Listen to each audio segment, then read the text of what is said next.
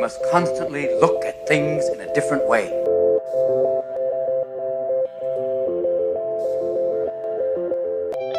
The Healthcare Education Transformation Podcast was created by two physical therapists out of the desire to learn more about the different educational roles in physical therapy and healthcare, and how healthcare education works by talking with educational leaders and people with different perspectives within physical therapy and across interdisciplinary lines on how education can be improved to disrupt the status quo of healthcare education.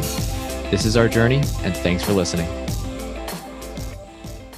Are you a third-year physical therapy student that excels on tests when you have study guides, checklists, and deadlines? With all of the information available about how to prepare for the NPTE, it's easy to get disorganized and not feel prepared going into the big day. NPTE Prep Success is an online course that provides PT students easy-to-use study guides and step-by-step guidance through the NPTE preparation. To learn more, visit kylericeprep.com. Thank you again all for your continued support, and now for the show. Hey everybody, and thanks for listening to another episode of the Healthcare Education Transformation Podcast. This is Brandon speaking. And before we get to today's episode with Drs. Joe Donnelly and Karen MacDonald, I wanted to take a moment to share the behind the scenes regarding our coverage of the PT Residency Fellowship issue. At the HET Podcast, we are committed to providing you with diverse perspectives on topics and issues that you care about.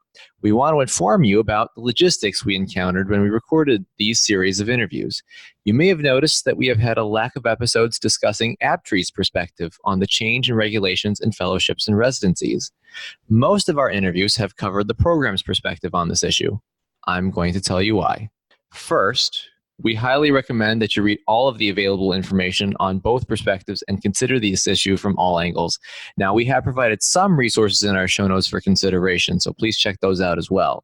As for logistics, ABTA policy requires all media, including our podcast, to coordinate interviews with board members or representatives of ABPTRFE through the ABTA public relations team. Now, over the last few months, we have been collaborating with ABTA to feature an ABPTRFE Board of Director on this very important topic for a podcast episode. We have a date to touch base for scheduling an interview with them in April. Hopefully, we will be able to share their viewpoint through our podcast around that date. I hope this sheds some light on our perspective and content. Now, without further ado, here's our interview with Joe and Cameron. It sounds like that a lot of these programs don't feel like they're being heard by ABPTRFE. What are some of the, why do you think that is, and what are some of the ways that you think that ABPTRFE and programs can work together to really optimize fellowship training for the profession? Well, there is a residency fellowship group that meets with ABPTRFE staff. I'll take this time to say that the ABPTRFE staff that I've worked with have done the very best they can to facilitate information, but they're not the decision makers. They have provided feedback. They've provided a lot more communication than we've got from attempts to communicate to the board. So that has taken place. Further to the communication, though, we have asked previously to have online meetings, virtual meetings to occur, but the first one was cancelled and they didn't happen afterwards. Yeah, I would agree with Cameron on this one. There is virtually or in physical presence, no communication between the ABPTRFE board and program directors. It is only through APTA staff that you get answers. But the ABPTRFE board has, in my 9 years of doing residency and fellowship training, has never reached out to me or contacted me. Not one person from the board. And I reached out to an ABPTRFE board member when this new policy came in because I thought I had a past relationship. And all that happened was that email got forwarded back to APTA staff who generated the answer for me. And that is part of the problem, is the lack of communication with program directors. And I guess I'm a little biased in that Cameron and I have been in APTA leadership and component leadership for a long time. So we are always going to fight for the greater good. We're not trying to get less standards. We're not trying to get less quality programs. We're trying we are grassroots people. Chapter president is the hardest job within the association at the grassroots. And we both committed to being grassroots leaders to engage membership and to engage growth and development of all physical therapists and physical therapist assistants in our states. So I think there's some onus on the ABPTRFE board to reach out to program directors who are leaders in the profession, at least at a minimum, to get input. And I think that's where we are running into problems. ABPTRFE has done a great job. They've done a tremendous job growing this. I mean, residency programs are growing. It's the unintended consequences of not being transparent and not communicating and getting feedback, closing the loop. I think that's where they're really missing it. They push this stuff out, but they never close the loop. We're thinking about implementing this. What are the unintended consequences for your program if we implement this policy? And that question is never asked. Yeah. And, I'm curious because I know you guys had mentioned a lot of the implications that these changes will have from an admin, financial, and many other things too. But, I'm just curious, like, how do you see, if this continues to be what it is, how do you see the outlook of programs from a standpoint of, do you think that a lot of programs will actually stay with ABPTRFE? Do you think a lot of them will leave and mostly go with AMP and IFOM standards? Will they look for a different accreditation? Because I don't see programs necessarily throwing in the towel and just being willing to go out of business. Yeah. So I'll answer that first, Brendan, because we when we saw this especially for my residency part, I'm very passionate about what I do on a daily basis, my work and passionate about our profession. So when I looked at this, I said, is this sustainable for the Mercer University anymore? Can we afford to keep cost shifting to residents? And so there are alternatives, and universities don't even need ABPTRFE. We're accredited by the Southern Association of College and Schools. We can do graduate certificate programs, which would be accredited by the university and the Southern Association for College and Schools. I have avoided doing this. I have been petitioned to do this. I've avoided it because I do believe in APTA and the quality standards and the ABPTRFE's model. But we are at the tipping point. And what's going to happen is, if we don't pivot in a different direction, we're going to have multiple agencies or multiple ways for new grads to get their education. And whether they choose Mercer because we're doing graduate certificate programs, or whether they choose another entity that's accredited by ABPTRFE, or whether they choose another entity that's accredited by some other organizations or institutions. So I think, growing pains. We are at growing pains, but I do think that we need to pivot. And if we don't pivot, there's going to be multiple trains leaving the station, and there will be no turning back. Joe, I think you've said that artfully. We are at a point where, obviously, many programs have notified APTA and ABPTRFE that they cannot sustain under the additional new site rules, or and that the value for staying involved is not met by the demands to stay involved. We have attempted to communicate clearly and as articulately as we can for a long period of time. I have spoken personally with the ABPTRFE board only on one time at a formalized meeting brought together at one of our national meetings. And it's a difficult conversation because these are our peers and our colleagues who are doing the best they can in the situation that they are in. But there is no feedback loop, as Joe referenced. We have not placed our trust in our educators. We are attempting to put our trust in our regulatory process. It is not serving all the needs that we have. We are putting in front of programs potential significant and real costs to be able to continue to be accredited. To give an example of how the frustration and the way you really just can't understand the intent. For a program to go through a full accreditation visit, the maximum number of sites that will be visited is 5. For a program, a hybrid program, to simply sustain itself and have a normal functioning year that is of a large size, they may need 20 site visits. So I cannot give a rationale as to why we need to do that in a year that, as in comparing to the highest standard level of a full accreditation study.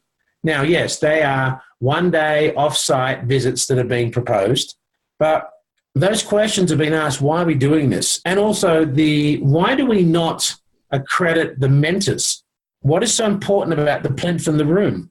Why not give that authority to the CCCE type representative? CAPTE puts it under the ACCE, the Academic Clinical Coordinator of Education. Put that on the program directors, but we're busy chasing the next regulation. And also, a question that I posed a few months ago, how do we visit the site of our traveling mentors? Our individuals who are out there who have an LLC or a private approach, who visit other people's clinics and provide mentorship. Where's their site? Or how about our mentors who are with professional sports teams traveling the country? Where's their site? Or our mentors who do home health. We're going to go to the patients' houses. We haven't thought this through and we haven't looked at the feedback. The intent is very good, but the process is just not right. And we can get there. We can get there if we keep communicating, but we're now at a point where there's a large body of programs who really have tried very hard to communicate, tried very hard to be part of this, who are very close to just giving up and walking away. And when that train leaves, it's gone.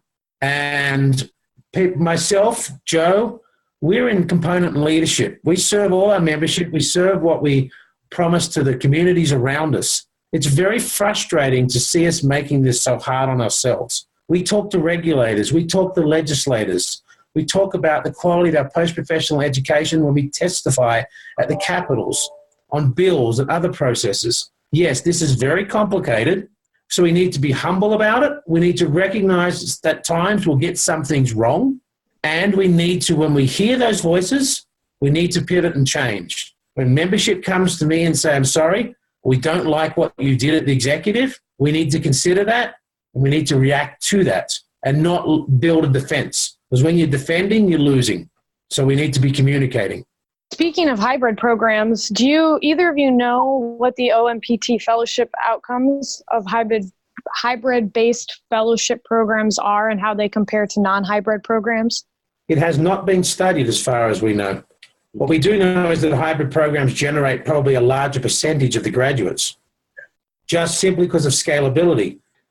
So that's a question we don't know if there is data saying there are more complaints about hybrid programs. That has not been presented to us. That would be a rationale for potentially looking at differences, but that has not been provided. Joe? Yeah, I would agree. And at the fellowship training level, I don't even know if that is a good question to ask, because Cameron and I both agree that, fellowship is a status and you work hard to achieve that status, and it's through advanced clinical training and mentoring. And I think it's a different individual that seeks out fellowship training. And I think we just got to be careful on the questions we're asking and the questions we're studying. It's kind of like the admission criteria. Is there any data to support that somebody who is residency trained or can take a multiple choice test and become an OCS versus a clinician who's worked hard and has had thousands of touches of patients and has taken advanced manual therapy courses and now wants to come in your fellowship program? We don't have any data that said one is better than the other. So why eliminate that track from admissions? And I'll be as guilty. When we developed our fellowship program, our admission criteria was residency trained or OCS credentialed. We have 0 applicants. So as we're looking at remodeling or redesigning our admission criteria, it's like, oh, wait, we can't even pivot our program because the new standards coming out are not going to allow that. And yet the data that's being provided is, oh, well, there's enough residency graduates now. Well, there isn't. I'm in Atlanta, Georgia. There are less than 12 fellows in the state. We have 5 million people as the population of Atlanta, probably even more. And there's 10 fellows in this state. We have to be nimble. We have to be able to change. Yes, I will admit it was a great idea. I've graduated 55 orthopedic residents. They're all coming back to be fellows. They're all coming. They're all lining up. Well, guess what? They're not. Because of the debt load, they had to pay $8,500 for the residency program, now $10,000. The fellowship program is $15,000. It's a lot of money. So we have to have another way for sustainability. And if I can't increase the sustainability of my program, I will not go through reaccreditation in 2020 because I have no applicants. Yeah. And I'll have no avenue to get applicants. Yeah, no, I think it's very real. It's a very important point that really needs to be brought up and considered. And, guys, gathering that, of course, the perspective and the rationale and the intent behind the regulatory bodies, but also the programs as well. What do you each think are the best steps or actions that should be taken to really meet the needs and mission of accrediting bodies and the programs to really best advance like post-professional education? Like what's the best way? What are the things that we should be working on together to really make this the best educational experience for the residents to drive the profession? Well, number one, I would highly doubt that there are bad residency or fellowship programs. There might be a couple, but you can't control that. And if people, it's like cheaters. Cheaters cheat. People are cheating the Medicare system. We have rooms of binders because people cheat Medicare. And guess what's still happening? People are still cheating Medicare. So the cheaters are always going to cheat, and you cannot control that. But I think that people are doing their best to provide the highest quality training. And if you did a survey of residents, graduates throughout the United States, I would guarantee that over 90% of them say it was a great experience. I am the clinician I am today because of that experience. And so I think we just got to keep the prize, the end game, which is influencing grassroots practice so we can transform society. That is the vision. And we have got to find a way to come to a happy medium. You have to have oversight. You have to have some type of accreditation or credentialing process. But I think where we're missing the mark is in how we're unfolding new standards. In my mind, I thought standards will come out, we'll reevaluate them on a regular basis, we'll tweak them. But we're rolling standards out in 2020 or 2019-20, and we're not going to evaluate them for 5 years. Well, that's just nonsense. You evaluate things as you roll them out. And the way they're rolling out things is just not manageable from a program director's perspective. And from my perspective, I'm the director of 4 programs. If you survey directors across the United States, there are very few directors that are directing multiple programs because each specialty area is different and creates a little challenge. But yet our accreditation standards want everybody to be the same. And the residents that are at highest risk of having an adverse event are cardiovascular pulmonary residents. And when we went from 75 hours of education up to 300, it was frightening to them because they could barely manage the didactic information and the acuity of their patients, because if they do one wrong thing, they actually could hurt somebody. So I think we just gotta slow the train down, listen to the stakeholders. As I said before, we need to pivot or we're gonna go in multiple directions and there will be no turning back. I'd offer that leaders such as Joe have allowed us to be at this point and not already at the point of wondering what had happened. Like, this is an issue that myself, Joe, and others have kept in front of us, not because we wanted to. We want to move on. We want to be comfortable that we're trusted in what we do, that we have an accreditation process that learns from itself, that we are patient in enacting changes, and that we are able to see that what we think is right today may not be right tomorrow, but we need time to evidence that to us. That's humility. Our profession, like what we need, I would ask that we recognize that every time a resident or a fellow is in clinical practice, they're already held to a statutory standard of practice under licensure.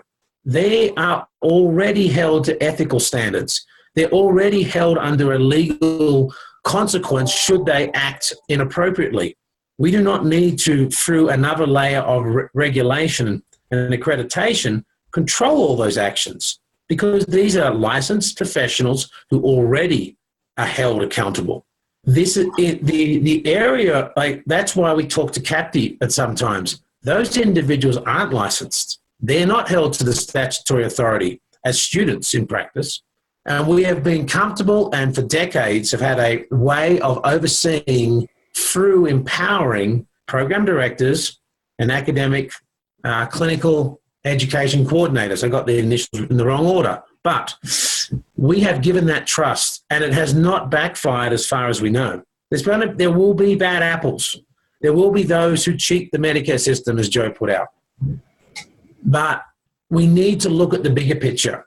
Being active over a decade in the House, I see this goal of looking at DPT to residency to fellowship education, a pathway, the potentiality of general residencies, or having an educational process that's available to all as being a reasonable goal.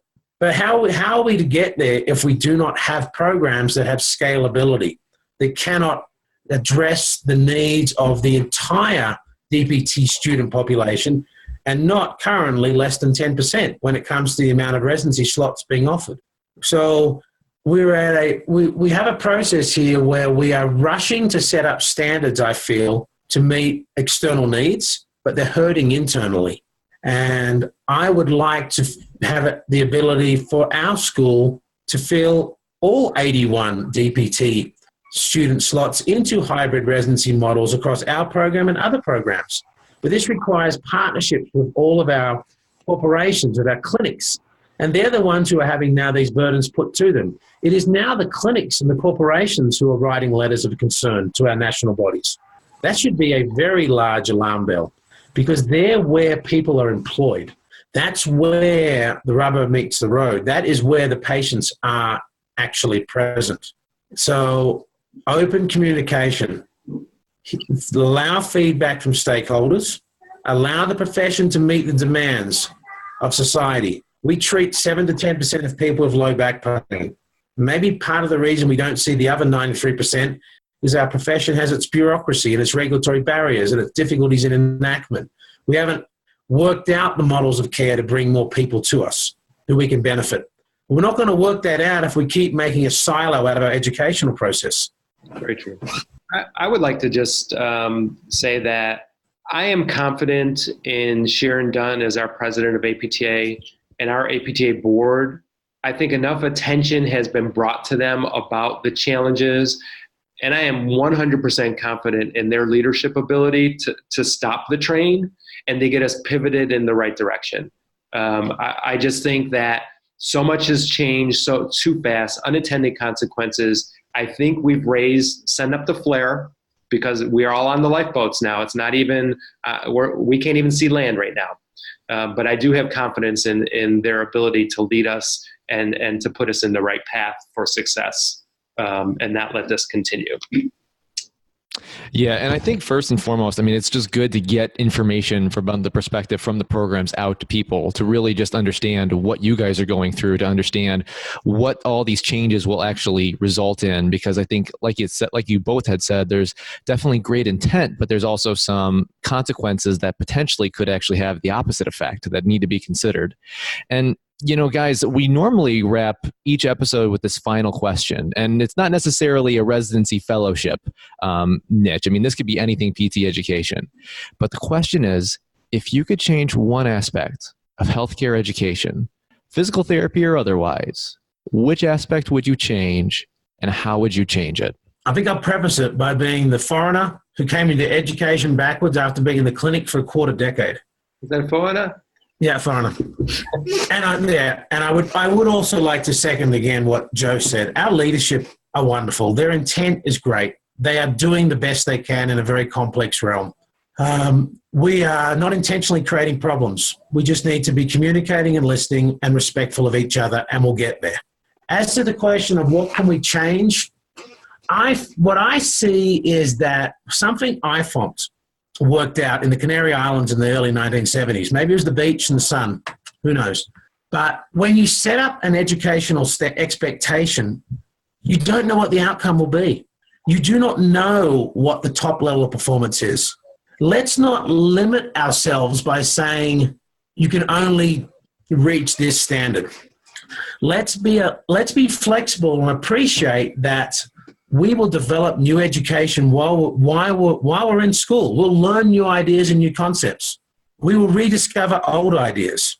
It's the humility of the process. We as educators should have it as first that we are there to help people learn, not to teach them what we know. Because what we know is very limited. But our ability to generate new knowledge should be a primary goal. Our fellowship program at Regis, I feel, has done very well because we have intentionally set it that our goal is that every fellow in training becomes the best clinician they can be, but we honestly don't know what that looks like. We'll find out as they go through. We will give them the granular education information, we'll expose them to challenges and demands, but we'll see how they respond. That's post-professional. We have a little bit more need to provide comfort zone in the graduate level because we're working towards that entry-level clinician. But there's still an art in our profession.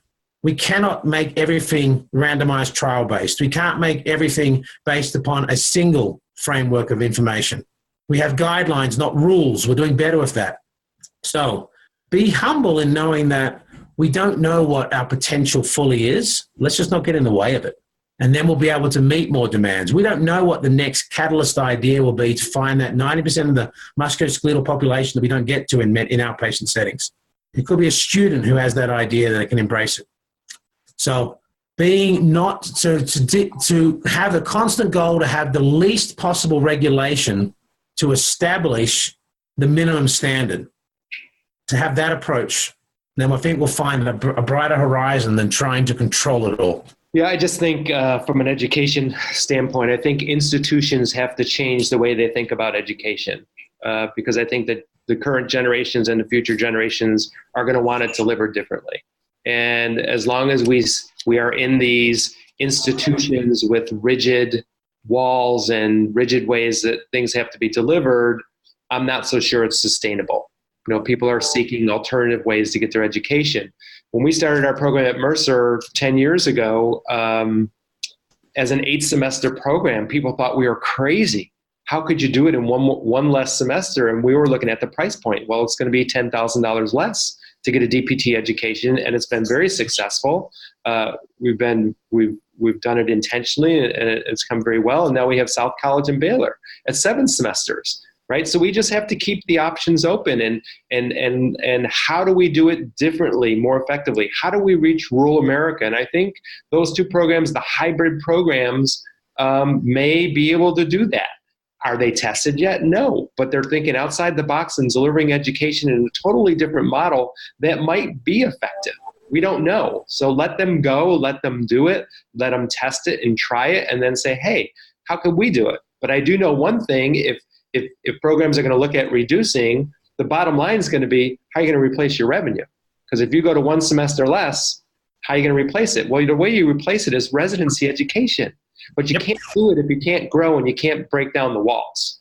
So, and we, the profession, need to establish those boundaries and make them big boundaries and hold. And like I think Cameron said, if we could change the way we accredit, maybe it's the people that should be accredited, not the clinics. Because to me, I could open up my garage door, put a mat on the table. I have my hands, I have a mat. I can treat anybody.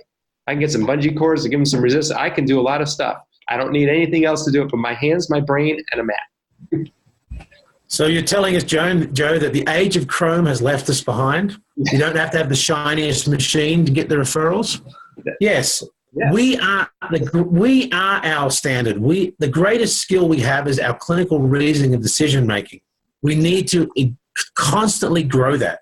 We don't know what our potential is, and that's the beauty of where we're at.